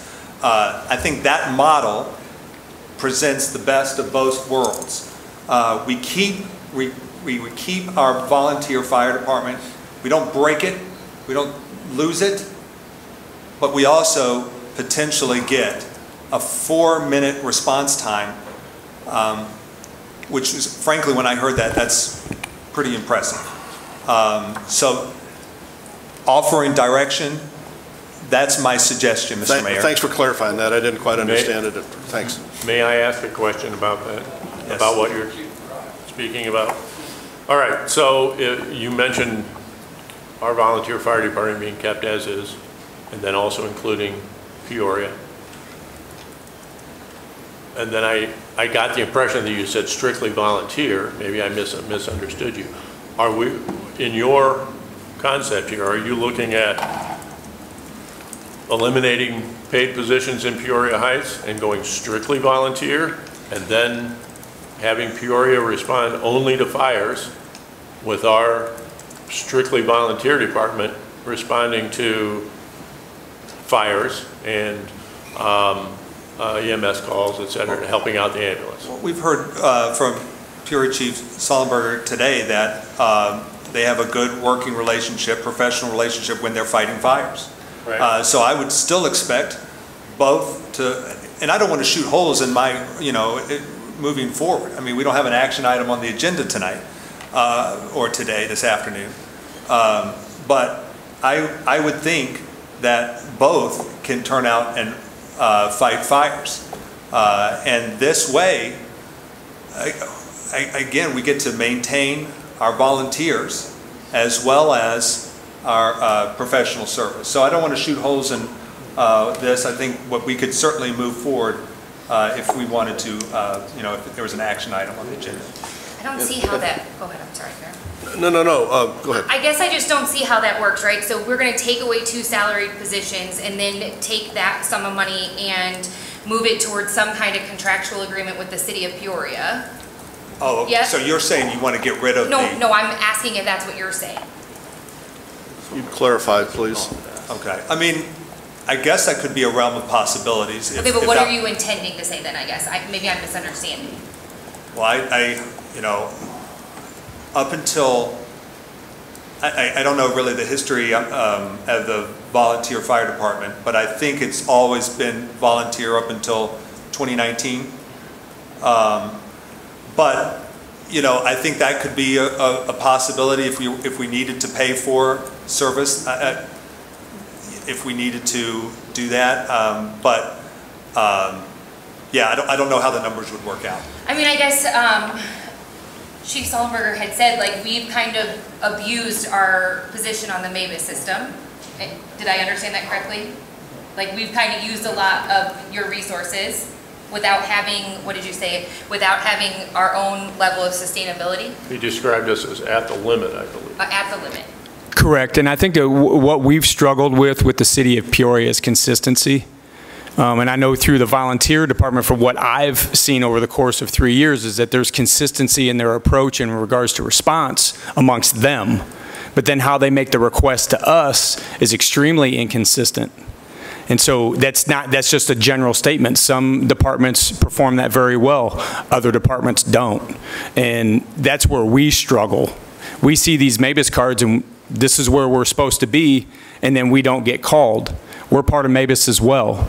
And so there's such an inconsistent approach, and we've asked for those levels of sit downs and talk, and it's just been a struggle.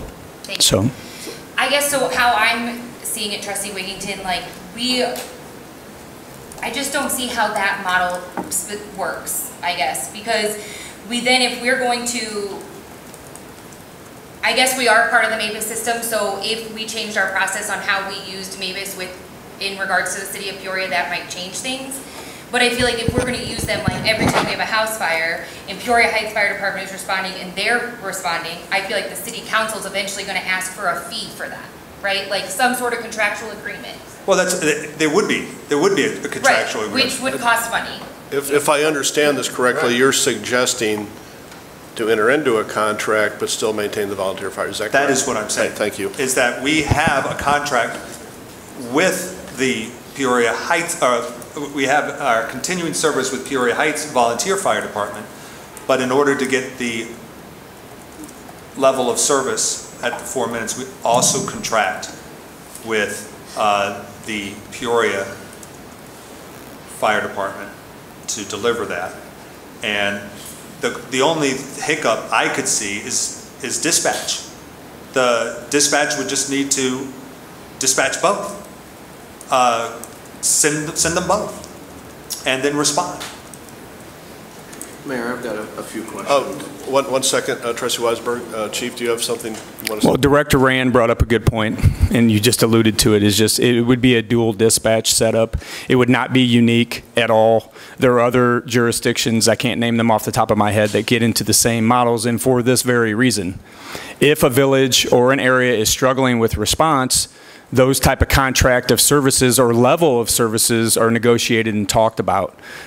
This, and correct me if I'm wrong, Chief Sutton, this was discussed in 2019, this very model. And so if this helps the village of Peoria Heights, I think that this is getting a little twisted just from my purview. The city of Peoria is willing to help. No one has said that anybody's trying to do any level of takeover. We've sat at the same tables and tried to have these levels of discussion. So if we want to entertain some level of discussion along these lines, I think that that's at an administrator level, and I would love to be a part of those discussions. Thank you. Go ahead, Trustee So, Wedmore. I just want some clarification on a few things. And I'll start with some comments Trustee Goff made.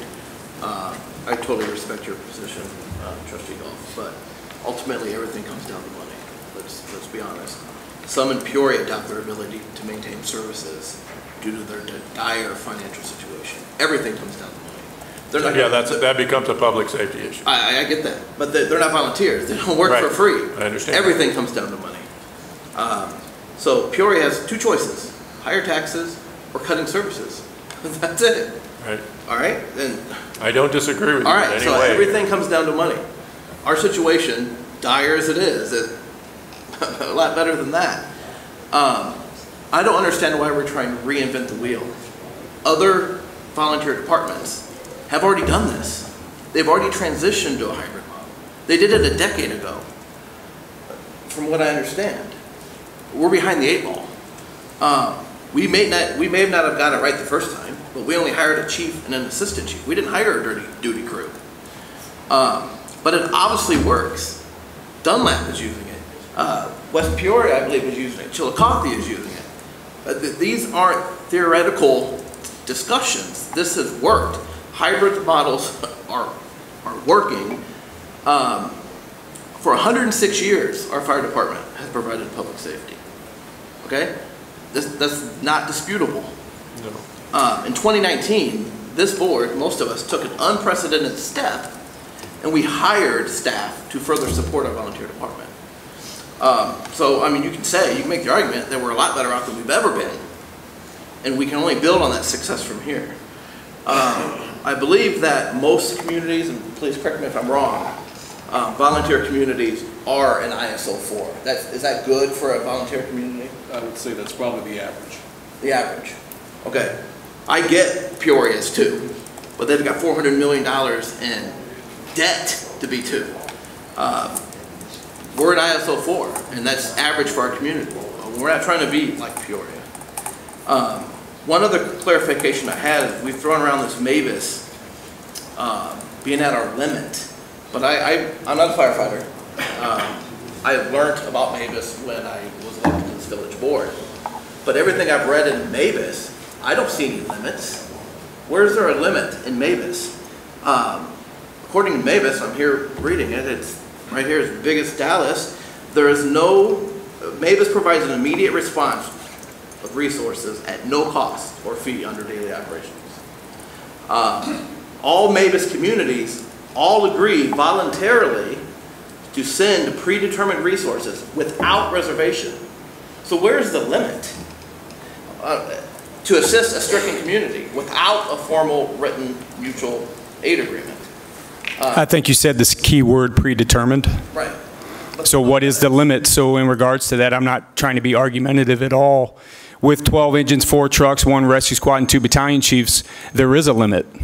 It's not just carte blanche. You can't rob the city of Peoria of all of its resources and somehow be able to protect the village of Peoria Heights. So when we say that, there is a limit. It's predetermined. I understand that. The city of Peoria, the Peoria City Council determined that limit when they joined MAVIS. The village of Peoria Heights didn't join MAVIS on your behalf. You joined it with the expectation that you would voluntarily provide the services. And as you mentioned, you're not a firefighter, and we review these MAVIS cards on an annual basis, and I'm sure that Chief Schott can stand up here and say the same thing. Everyone determines what their level of acceptance is. I said that we have met our threshold. That's what I said. I understand that. So can a MAVIS community, and maybe you can answer this, can they refuse to respond to a MAVIS call? Consistently, when a MAVIS box is struck, a jurisdiction can elect to not respond. Do all volunteer departments in this area use the MAVIS box at every fire incident? Okay, so I can't answer that accurately. I know the answer to that. They do. Okay. So we're not any different than the. Okay, but I also can answer this. If you're saying that the village of Peoria Heights is at our limit, and we respond to a lot more calls than the other hybrid departments, then they're at their limits with you guys as well. How would we only be at your limit So I guess to that end, I think that these words are getting twisted a little bit. I'm not twisting it. I didn't say that. No, because what I'm saying is that when we're at our threshold, when we're at our limit, it's not unlimited. You cannot make unreasonable requests. And on top of that, when requests are made and you deny them consistently, you need to do an internal analysis with the Village of Peoria Heights and your fire department. When fire departments elect to not respond to other jurisdictions when they strike that box, that requires an internal analysis. Why did you not respond? Sometimes that's because you already have calls in your territory, right? Sometimes it's because of a lack of resources. So I'm getting confused. So the concern is that we're not pulling it enough or in time. I'm talking about from your end, not ours. Okay. I understand this. We're at our limit, but we're also being accused of not pulling it enough and quickly enough.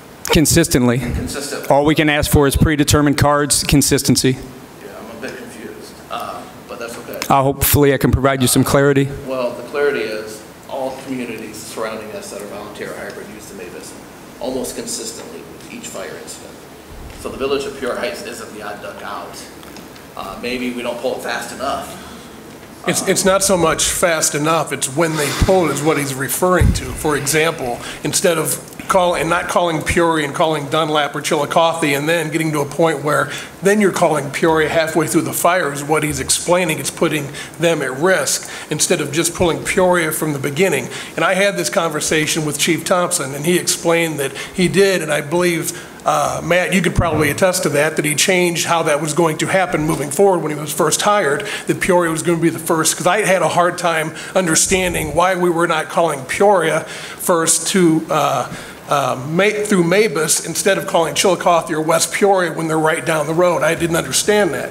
He explained to me, well, it's the way it's in the Mavis system, and he changed that from what he told us. And I told members of this board that. I told the mayor that would change, but I don't, from what I'm hearing now, that maybe that wasn't happening that way. And I do understand that, I know there were a few instances where I asked the question, that who was on scene, almost every fire, and Peoria wasn't one of them. And I said, well, were they not available? No, they weren't called. So there's a little discrepancy, and that is what you're referring to. So I believe that's what Chief Solberg is talking about. It's not the frequency, but it's in what order. In what order? Yeah. Are they the first ones? They've been the first one on the box, on every Mavis box we have since 2014. Peoria's been the first to respond. And we can do the review of the dispatch. It's upon request. If Peoria Heights does not request us and does not strike that box, we do not get called, and we have the data to support that.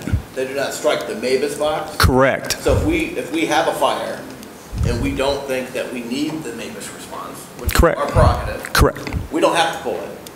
If we get into it, we go, man, we misgauged this, or you know better than anyone, fires are very unpredictable. Sure. And we think, oh crap, now we need it.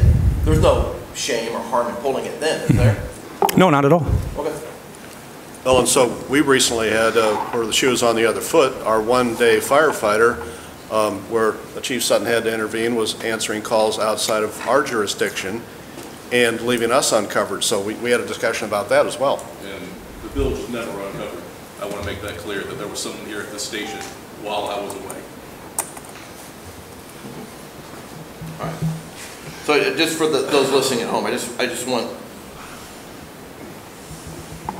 you to know that the use of Mavis is not something unique to the Village of Peoria Heights. No. It's a mutual aid agreement that over 1,000 communities use in the state of Illinois. I think it's right around 1,200. I think it's a vital tool. And we utilize it as well, too, so I hope that there's some clarity in that as well. Thanks, Chief. Yep. I have a question on this, Mavis, I'm sorry. I'm just trying to understand. So if we pull the Mavis box, we can pick and choose who we want that call to go to? Each fire chief in their jurisdiction is tasked with reviewing their Mavis cards on an annual basis. Okay. I do it internally here. Okay. It has to be agreeable from each jurisdiction to that jurisdiction. So yes. I guess what I'm trying to understand is you had said that like the consistency of you being called for the Mavis box is not there. So I guess what I'm trying to understand is if our department pulls it and they can say, I want West Peoria, Chillicothe, and Limestone to come and leave you out of it, that's an option? That's something that you would have to ask internally. But that's from our perspective, knowing where the response times are and when we're called, it can only be one of two things. Either internally within the village, they have determined that that's not what they're going to do, or it's a dispatch error. Okay. Matt, is there something you can clarify on that? So for the Mavis boxes, when the box is pulled, Peoria is called, along with several other departments that are first on the first alarm. When we call for mutual aid, that is separate. That's not a part of the box system. So if we come to a fire where we can handle it, but hey, we need 5 more people, we'll call just West Peoria because we don't need the manpower within 4 minutes. We need the help 10 to 20 minutes from now when we're worn out from fighting this fire. When we pull up on a scene, we need to pull a Mavis box, it is a very dire situation. Okay.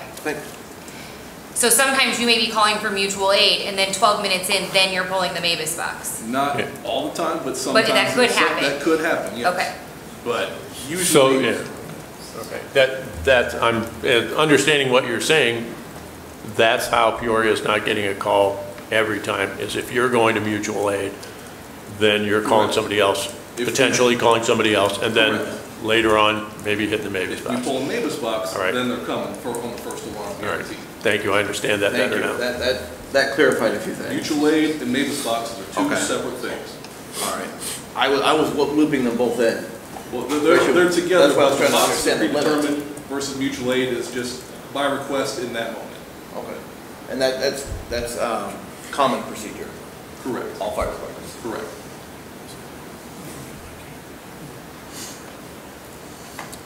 I have a few more general questions or clarification questions I was hoping you could answer.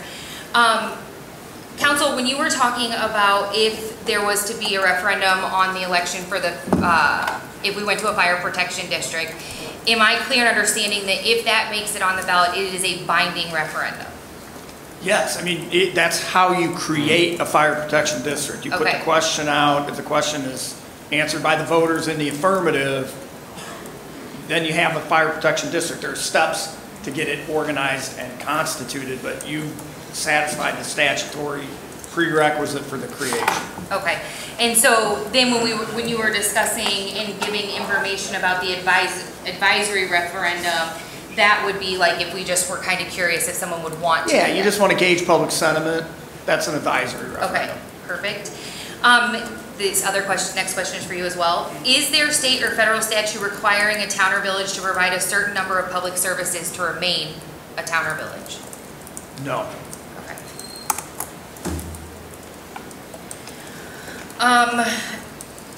For our fire department, do we have a number of missed EMS or fire calls for 2022 and 2023? Girls.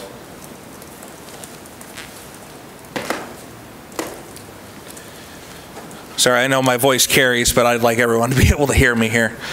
So I do not currently have the number for 2022. In the time allotted, I wasn't able to go through our reporting system and be able to get you that for sure number. For 2023, I can tell you there was one missed EMS incident this year. That was back in February. There was a second one that was declared as missed, but when going back and reviewing it, we had personnel that responded, and before we went on the way, we were canceled by AMT. Which, that does happen, if they don't need the additional resources, that's their prerogative. They're the primary EMS response agency here. Thank you for that. So when we were talking about lift assist and how the Peoria Heights Fire Department would be helping with lift assist, are we talking, when we just say lift assist, are we talking I fell and I'm normally able-bodied, I need help getting up, something is wrong, potentially could be wrong with me, or are we referring to lift assisting AMT is responding to a call, someone is maybe a lot larger, and we need manpower to help lift a person? I think I'm not an EMS professional, but I believe they're the same thing. I can answer that if you don't mind. Yeah, sure. Yeah. So, the way that we currently run that model for lifting assistance, it can be any of the above. It can be, hey, I tripped when I was coming up the stairs and I'm not hurt, but I just need help up. We've run incidents where, hey, I just came home from the hospital, but I'm needing some help getting into the house, getting help with their wheelchair getting in the house, help moving between a chair to a bed, things like that. So we run all facets of those, if that helps answer your question. I guess I was thinking more along the lines of if we did contract with the city of Peoria, I don't know, Chief Sutton, if you can answer this, like, are there any qualifications or determinations on which the police department would be helping with lift assist, or they would help with all of those situations in that matter? The police department could assist, and I mean, that's how it used to be done. I mean, obviously, that the police department was one of the first responding departments on scene and would be the ones to help, so. Okay, so since some of those kind of fall under like EMS responses, do we have to fill out EMS refusal forms on that? Like, would that require the police department to then have to file reporting with the EMS office for that? Well, I'd let AMT answer that, but I think that our qualifications would just be on the police side would be lift assistance. I mean, I do have a couple paramedics that are police officers, but other than that, it would just be lift assist. Okay. Yeah. And nothing would be, we do that now. Right. Yeah. I guess I just didn't know because I was under my impression that if someone falls, they have to have some sort of like a quick evaluation, or they would have to be checked off by a first responder. So I didn't know how that works. AMT is on scene. It wouldn't be the police department alone. Okay. We would be assisting AMT if they requested it, whether it be lift assisted or anything else. And there's no documentation that I'm aware needs to be completed. Okay. But yeah, the police department wouldn't be the only person on scene. It would be assisting AMT, and they would request us. Okay, perfect. Yeah. I think that's all my questions for now. Anyone else? Council, let me clarify. Now, you said in order to get the fire protection district, there has to be 50 signatures? Yeah, and now, and of those, that can be initiated by not just somebody from the board, it can be somebody out in the public. Did I understand that correctly? The only requirement is that they be registered voters in the village of Peoria Heights. So any resident that's a registered voter can sign that petition. It does not need to be initiated or sponsored or otherwise sanctioned by the village board. Okay, thanks. Anyone else? Well, I appreciate the very thoughtful, good discussion we had today, the public comments. Chief Reichert? Yeah, please come up. So everybody at home can hear you. Please come up.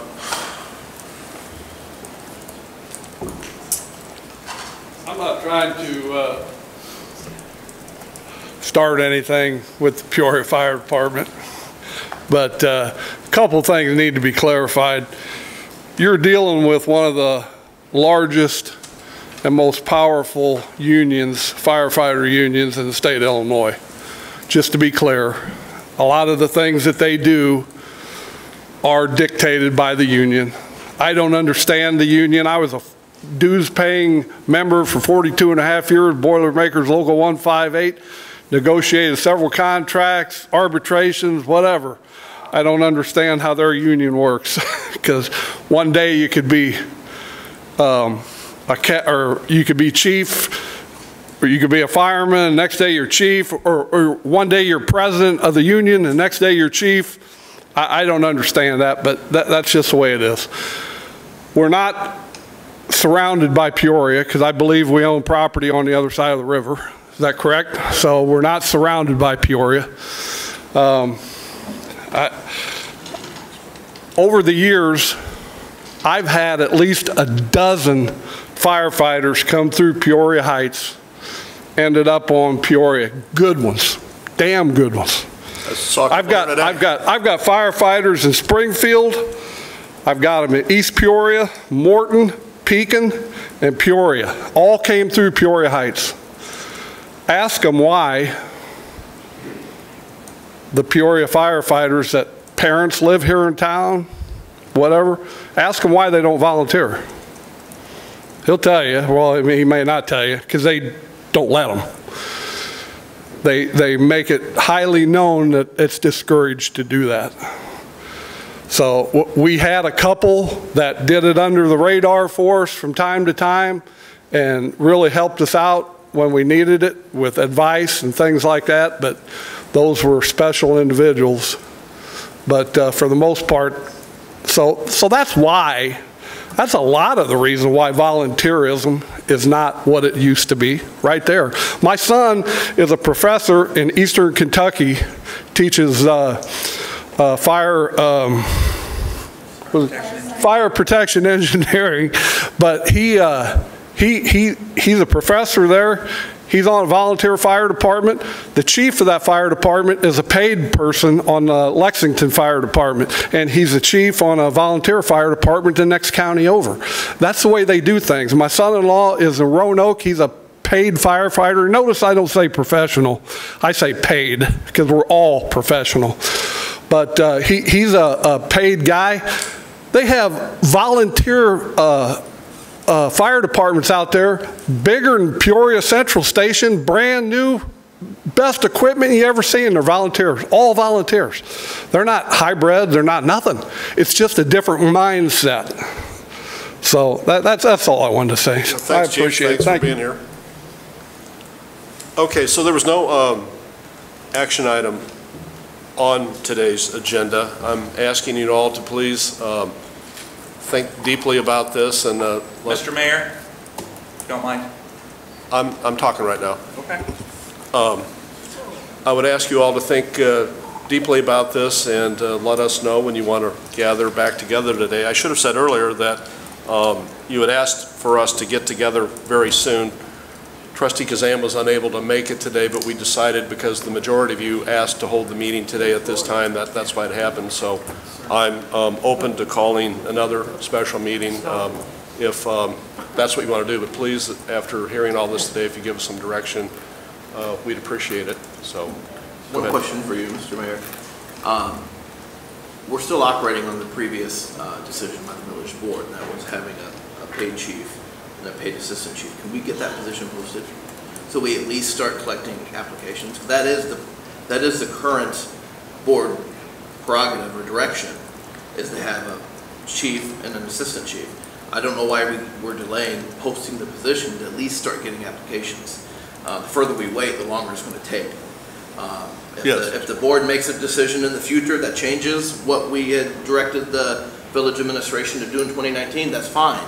But we're still operating on the previous directive that should be posted. Yeah, I'll get on that. If you recall, after the retirement of Chief Walters, which we were very sad to see him go, that's when it caused us to, I created a committee of community-wide stakeholders to evaluate the applications we had.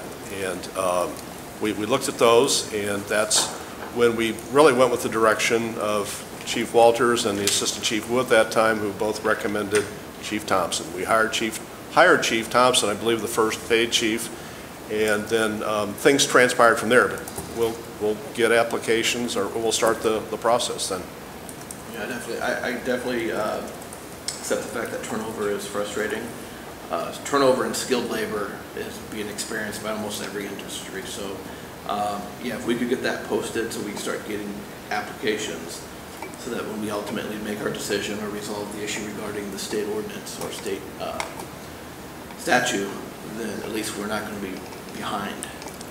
I will get on that, but then while we're on that topic, I think it's only fair that you all come to a consensus or a decision soon, because it wouldn't be fair to those candidates if we didn't know what we were going to do, what direction we're going to go in. So I'm hoping that you all can arrive at a majority decision soon. And the only thing I would say is that it shouldn't be, cost should be a factor, but what we're looking at primarily, in my opinion, it should be focused on public safety, and that's whether it's more money for the current fire department, whether it's a hybrid model, whether it's a duty crew, or whether it's Peoria Fire. We should provide the best public safety we're able to. But it was mentioned earlier, we are in a decent financial position, and if we weren't, we should still be able to find the money to accomplish what we need to accomplish. I'm looking for a majority of you to build a consensus and give direction to your administrator and I what direction you want to head in. So again, I think it's been very helpful today to listen to the public input. It's been very helpful to have a very thoughtful discussion today, and I congratulate all of you for that, because this is an emotional decision, and we're all, torn about what to do. So again, I thank you for the dialogue today, but please reach out to me or the administrator soon about let's getting back together and continuing this conversation. If there's no further business, we're going to adjourn. One miscellaneous piece that I just want to make the board aware.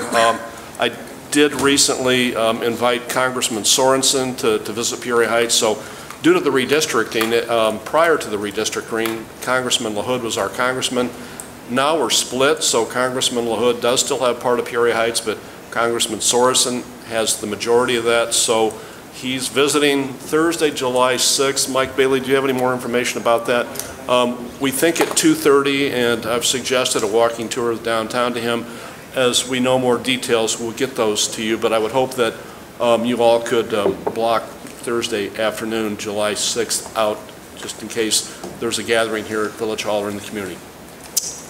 Again, Trustee Gett? Yeah, I just like to say, thanks to such a big turnout. I thought in the middle of the afternoon we'd have a hard time getting a big turnout like this, and we don't have this much at nighttime. So, but anyhow, thank you all for coming, and at this point I would like to make a motion to adjourn. Is there a second? No. Somebody wants to speak over there. Go ahead. He had something to say. You don't mind. So, I myself, being obviously a member of the fire department and a resident of the village, didn't get a chance to speak during public comment. I wanted to let everybody else have their time. I'd like to thank Chief Sahlberger for his presentation and Mr. Baker from AMT. Feel that it's only right that your local fire department also make a presentation and be able to answer some questions should you have them. Paid staff for the fire department has actually gone back towards 2014, or even before that, towards 2009, 2010, back when we still paid staff for our ambulance service. Now, there was a time where the ambulance service did split from the fire department, became their own entity, and that stopped in 2014 when AMT was awarded that contract or ordinance. I forget exactly how that worked out, but correct me if I'm wrong, please. I think it was a contract and then it was struck into ordinance. It was both. Okay, thank you. We've presented hybrid models over the years. As you've all said, this started back in 2019 when Chief Walters retired. We brought in Chief Thompson and looked at bringing on Chief Schott as well, which we eventually did bring on Chief Schott. We presented some other hybrid duty models as well. I've sent what we had of that information and what I was able to update to the board members through an email earlier today. So you have the information that at least we have. I can't say for sure if that has all of the numbers. That's just the ones we were able to obtain. I wanted to speak to the MABUS system and to mutual aid. It is true that we do not call MABUS boxes on every fire incident. We call MABUS boxes and mutual aid based on our need, as was also portrayed earlier in this meeting. There have been several fire incidents, both last year and this year, and before then. We had enough personnel to be able to extinguish those fires, to fight those fires, to handle those incidents. Outside mutual aid was not needed. There was something that actually caught my eye in this presentation by the City of Peoria, stated that we do not provide any EMS service at all. That is incorrect. We do have, most of us are trained emergency medical responders. Some of us, including myself, are trained EMT basics. We still respond on EMS calls. We still provide EMS service to this community. We don't provide transporting service. That is true. That is handled by Advanced Medical Transport, and they do a good job of that. But we do provide EMS service here. I had a few more things I was going to say here, but... Well, go ahead. Forgive me because I forgot to come back to you, but if you have... Oh, no, you're fine. And I, again, apologize. Didn't mean to interrupt you. I just wanted to... I didn't want to miss out on our opportunity here. All voices heard, so please go ahead. I'd like to go back to talking about the professional versus paid conversation that Chief Reichert came up with. That's true. Most of our personnel have certifications through the state of Illinois. We fight fires professionally in accordance with standard practice. Obviously, as I'm sure with public works, with any industry, with policing, everywhere, those standards change over the years. We conduct training to make sure that our people adhere to those standards, are trained on the new standards, and are proficient in those new standards. So I wanted to answer some of that there.